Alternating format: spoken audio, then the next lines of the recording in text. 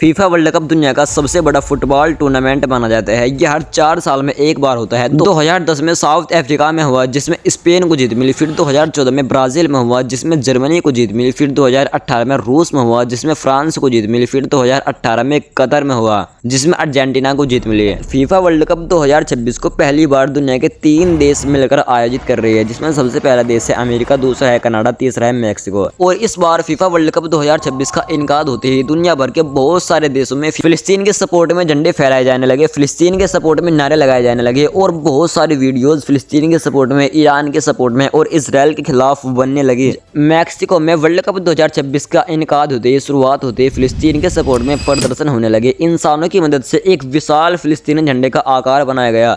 आप इस वीडियो को देखिए, जिस तरह का कलर फिलिस्तीन के झंडे का है उसी तरह के कलर के इन लोगों ने कपड़े पहने हुए हैं ताकि दुनिया के सामने फिलिस्तीन के मुद्दे को जाहिर किया जा सके।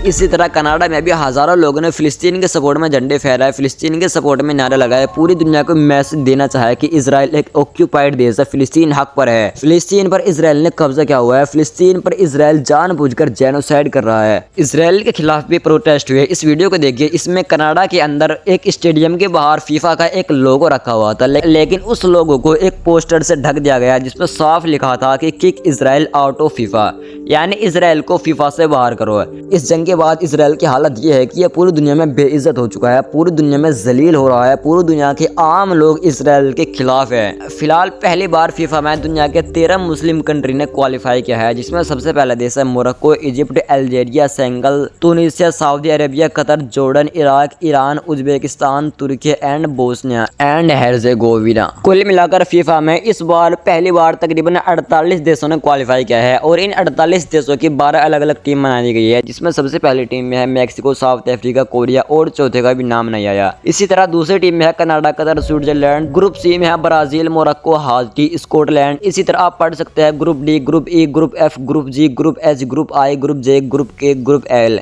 यानी 12 अलग अलग ग्रुप बना दिए गए हैं और इनमें ईरान ग्रुप जी में है, जिसमें ईरान के साथ है Belgium, Egypt, Iran and New Zealand. अच्छा देखिए, ईरान को पहले तो फीफा में ज्वाइन करने में बहुत सारी दिक्कतें आई, बहुत सारी परेशानियां आई, कुछ के वीजा रद्द कर दिए गए, कुछ को बैन कर दिया गया, लेकिन आखिर में फीफा ने ईरान को ज्वाइन होने की इजाजत दे दी क्योंकि ईरान ने क्वालिफाई किया था और ईरान का बुनियादी हक था कि वो फीफा में आकर खेल सके। इसलिए फीफा का कहना था कि ईरान को खेलने से नहीं रोका जा सकता। बट इसके बाद जैसे ही फीफा ने ईरान को फीफा में ज्वाइन करने की इजाजत दे दी तो अमेरिका ने उसको अपने देश में ठहरने से इनकार कर दिया। दरअसल डोनाल्ड ट्रंप ने कहा कि चलो ठीक है, हम ईरान की टीम का स्वागत करते हैं, ईरान की टीम का स्वागत है, लेकिन बेहतर होगा कि वे अपनी जान बचाने के लिए, अपनी सेफ्टी के लिए वे अमेरिका में ना रुके, वे अमेरिका में सिर्फ खेलने के लिए आए, बाकी वे अमेरिका में ना रुके, यानी उनको अमेरिका में ठहरने से इनकार कर दिया गया। फिर उसके बाद मैक्सिको सामने आया। मैक्सिको ने कहा कि ईरान की टीम हमारे देश में रहेगी, हम ईरान की मेजबानी करेंगे। मैक्सिको के राष्ट्रपति क्लाउडिया शाइनबाम ने सोमवार को कहा कि हमारे पास ईरान को मैक्सिको में रहने की अनुमति देने से इनकार करने का कोई कारण नहीं, इसलिए हम ईरान की मेजबानी करेंगे, ईरान हमारे देश के अंदर रहेगा। यानी कि ईरान की टीम फिलहाल मैक्सिको के अंदर रहेंगी और मैच के दिनों में वो अमेरिका जाएंगी, फिर दोबारा मैक्सिको ही आ जाएगी। ईरान की टीम अमेरिका नहीं ठहरेंगी, सिर्फ ईरान की टीम अमेरिका खेलने के लिए जाएंगी।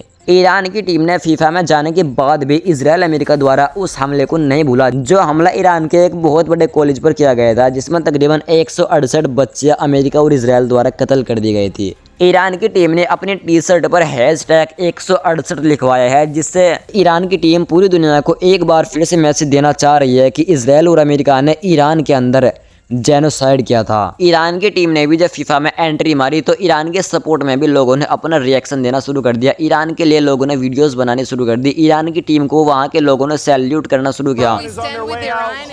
We salute you. We are here in Tijuana, Mexico.